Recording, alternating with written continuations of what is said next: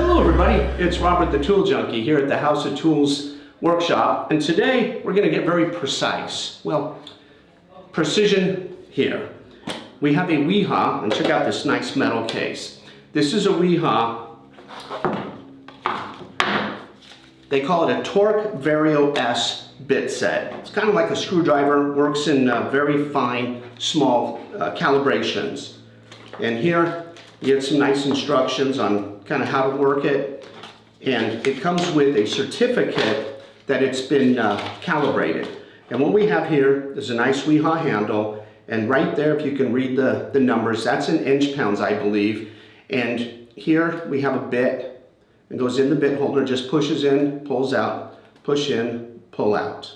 Pretty simple. And it comes with a great amount of bits here. So you can see we have Phillips 0, 1, 2, 3. We have Posi drive 1, 2, 3. Slotted 4.5, 5.5, 6, and 8 millimeter.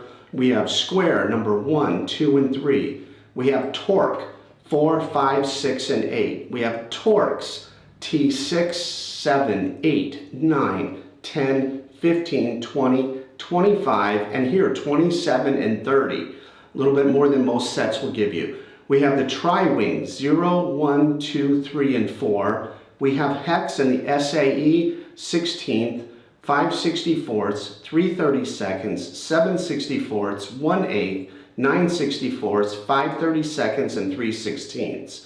Comes in metric hex 1.52, 2.53, 4, 5, 6, and 8 millimeters. You also get a serial number to verify it's been calibrated. Comes with this nice case.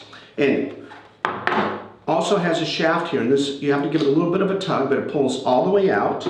And inside the box is the as I drop it, the calibration tool.